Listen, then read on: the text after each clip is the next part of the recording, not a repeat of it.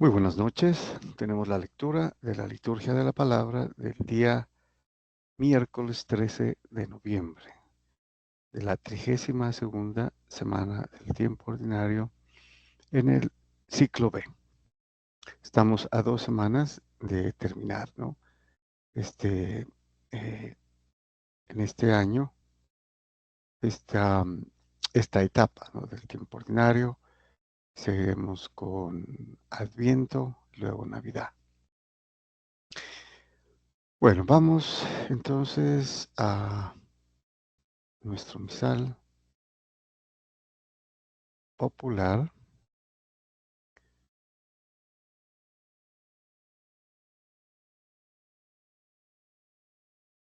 Bueno, y la primera lectura. Tenemos la lectura de la carta del apóstol San Pablo a Tito, ¿no?, continuando el capítulo 3, versículos del 1 al 7. Solo son 3 capítulos, ¿no?, de esta carta cortica. Vamos a ver qué dice San Pablo a Tito.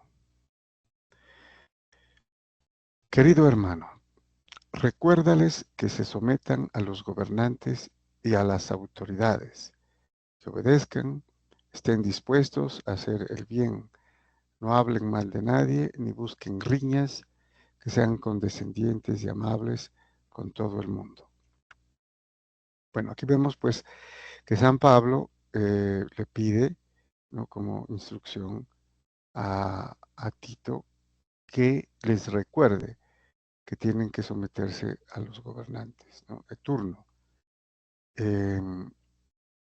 porque son una autoridad establecida, y que obedezcan, ¿no?, y dispuestos a hacer el bien.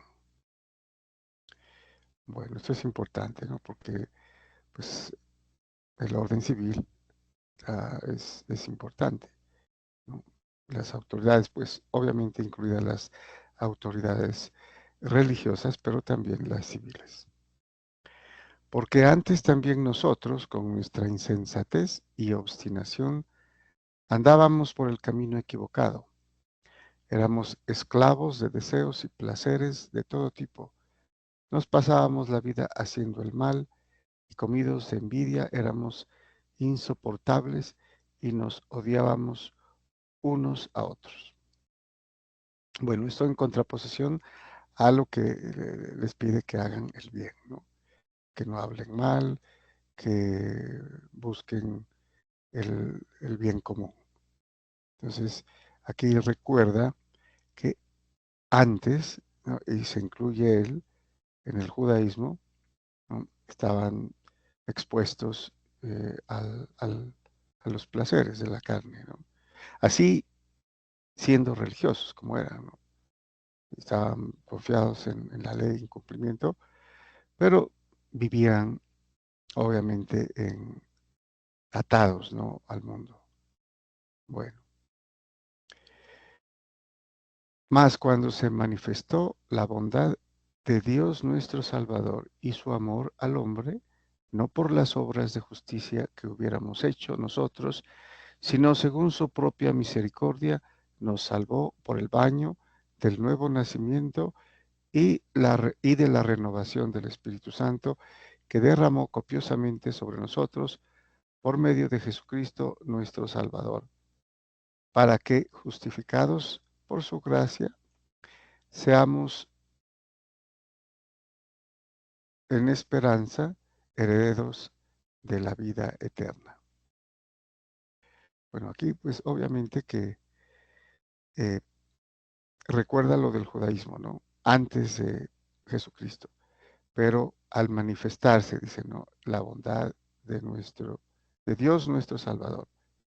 Aquí puede estar refiriéndose al Padre, ¿no? Y de hecho se menciona, ¿no?, a la Santísima Trinidad aquí. Dios nuestro Salvador, o sea, el Padre, y su amor al hombre, no por las obras de justicia que hubiéramos hecho nosotros, sino según su propia misericordia, nos salvó por el baño del nuevo nacimiento y de la renovación del Espíritu Santo, que derramó copiosamente sobre nosotros por medio de Jesucristo nuestro Salvador. Aquí están las tres personas, ¿no?, de la Santísima Trinidad. Bueno, es importante cuando dice, no por las obras de justicia que hubiéramos hecho nosotros, ¿no? O sea, antes, sino por su propia misericordia y su amor, nos salvó por el baño del nuevo nacimiento y la renovación del Espíritu Santo. O sea, el bautismo, ¿no? Porque a través del bautismo, que salva, que ahora salva, eso lo dice también San Pedro, nos incorpora a Cristo, ¿no?, a su cuerpo, que es su iglesia, la iglesia católica. Somos miembros de ese cuerpo. Entonces, es necesario el bautismo, porque con el bautismo se entra y se nace del Espíritu, ¿no? Y es el Espíritu Santo como don de Dios que se derrama en nosotros. Entonces ya somos criaturas nuevas, ¿no? Todo eso lo ha hecho Dios, ¿no?, por su misericordia a través de Jesucristo, darnos la nueva vida, ¿no?, la renovación del Espíritu Santo. Bueno, entonces no se debe a que nosotros lo hubiéramos merecido antes para tener el bautismo, ¿no?, sino que es un don, es una gracia de Dios. Bueno, entonces dice, sobre nosotros por medio de Jesucristo, nuestro Salvador, para que justificados por su gracia, ¿sí?, somos justificados por su gracia, ¿no?, seamos en esperanza herederos de la vida eterna. En esperanza, ¿no? No en realidad, no ya, porque eso esperamos, ¿no? Con fe, esperanza y caridad esperamos. Somos herederos de la vida eterna. O sea, ya podemos decir que lo somos, ¿no? Si no nos separamos de Cristo, ¿no? Permanecemos en Él. Bueno, vamos al Salmo responsorial. Tenemos un salmo muy conocido, el Salmo 22, también atribuido al rey David, cuyo responso es, el Señor es mi pastor, nada me falta, ¿no? Obviamente David era pastor, su vida pastoril desde la niñez, ¿no? Y dice el salmista entonces, el Señor es mi pastor, nada me falta. En verdes praderas me hace recostar, me conduce hacia fuentes tranquilas y repara mis fuerzas. Entonces aquí utiliza la parábola o la figura del pastor, ¿no? Entonces, el Señor es mi pastor, Dios es mi pastor. Ellos consideraban con este salmo a Dios como el guía, ¿no?, el que cuida a sus ovejas. Y nada me falta. Y les da la comida y los conduce al descanso, fuentes tranquilas para reparar sus fuerzas. Bueno, entonces aquí tenemos eh, la protección que brinda, ¿no?, el pastor, que es Dios, ¿no?, en este caso, utilizando pues la figura del pastor. Continúa el salmista, me guía por el sendero justo, por el honor de su nombre. Aunque camine por cañadas oscuras, nada temo porque tú vas conmigo, tu vara y tu callado me sosiegan. Entonces aquí es la protección que brinda el pastor a las ovejas, ¿no? Las cuida, las protege, ¿no?, de los enemigos. Bueno, entonces esta es la figura inicial, ¿no?, pastoril. Sigue, preparas una mesa ante mí en frente de mis enemigos, me unges la cabeza con perfume y mi cáliz rebosa. Aquí pasa a una figura diferente, a la figura del padre, o al menos la figura del anfitrión, ¿no?, en una fiesta, que es el que prepara la mesa, ¿no?, a los convidados. Y me unge la cabeza con perfume y mi cáliz rebosa. El cáliz obviamente de vino, ¿no?, con el cual se celebraban las fiestas principales como la Pascua en el pueblo judío. Tu bondad y tu misericordia me acompañan todos los días de mi vida y habitaré en la casa del Señor por años sin término. Aquí es una referencia mesiánica a la vida verdadera, real, ¿no? Que es la vida espiritual, eternamente, por años sin término. Habitaré en la casa del Señor por años sin término. Bueno, bueno, vamos al Evangelio. Tenemos el Evangelio de, según San Lucas, capítulo 17, versículos del 11 al 19.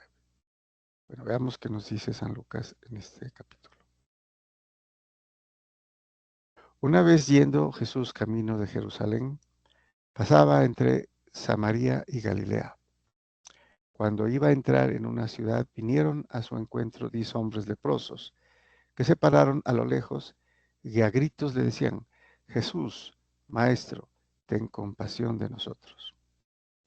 Bueno, aquí hay que recordar que en el camino de Galilea a Jerusalén tenían que pasar por Samaria, pero como eran enemigos, los trataban de esquivar, ¿no? Aquí Lucas lo hace como que si se dirigieran hacia el oriente, ¿no? Con miras hacia el Jordán, para luego bajar a Judea y a Jerusalén.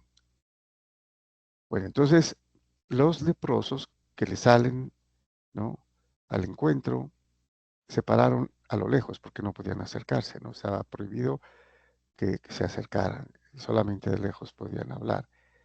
Estaban aislados, ¿no? Estaban fuera, eran eh, mm, de alguna manera eran tratados como los grandes pecadores, ¿no? Porque la lepra se consideraba un castigo. Entonces ellos estaban pagando ahí sus pecados, ¿no? Pero le gritan, ¿no? Jesús, Maestro, ten compasión de nosotros. Al verlos, les dijo: vayan a presentarse a los sacerdotes. Y sucedió que mientras iban de camino quedaron limpios. Bueno, aquí es interesante ver que Él les dice, Jesucristo les dice, vayan a presentarse a los sacerdotes. Y podemos inferir que lo hacen, obedecen. Y es importante, ¿no? Vayan a presentarse a los sacerdotes. Y iban de camino, quiere decir que obedecieron. Pero al ir caminando, se dieron cuenta que quedaron limpios. O sea, el hecho de obedecer ya hizo que sucediera el milagro. Quedaron limpios. Uno de ellos, viendo que estaba curado, se volvió alabando a Dios a grandes gritos y se postró a los pies de Jesús, rostro en tierra, dándole gracias. Este era un samaritano. Habían 9 judíos y un samaritano. Y posiblemente podríamos entender que a pesar de que eran enemigos, pues la penuria, ¿no?, la enfermedad, el aislamiento los unía. Vivían pues relativamente juntos, ¿no? Su desventura, su enfermedad. Pero este era un samaritano que quedó limpio y fue a dar gracias. Se postró en tierra, ¿no? O sea, un acto último de adoración, ¿no?, ante Jesús, a los pies de Jesús. Este era un samaritano.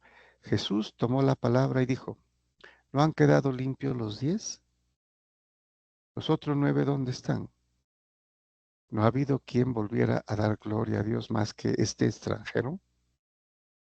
¿No? Se admira de que sea un extranjero y a pesar de que pues eran inicialmente israelitas, ¿no?, pero con la separación y después del cautiverio por los asirios, ya no fueron eh, más judíos, no practicaban la religión, ¿no?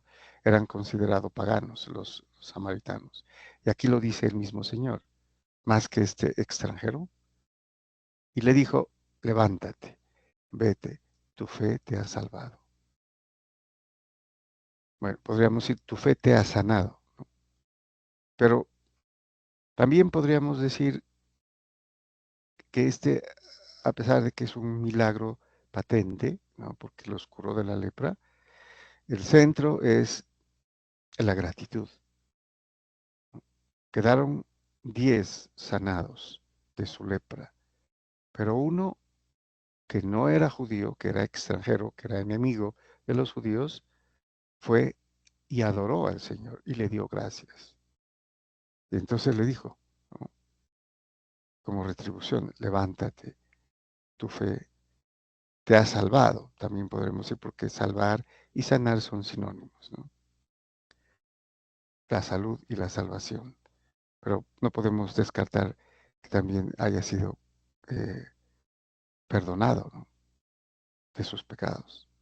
Tu fe te ha salvado. Creyó en quien le había hecho este milagro y fue a dar gracias, ¿no? Entonces la importancia de la gratitud, de ser gratos, de dar gracias cuando recibimos algo.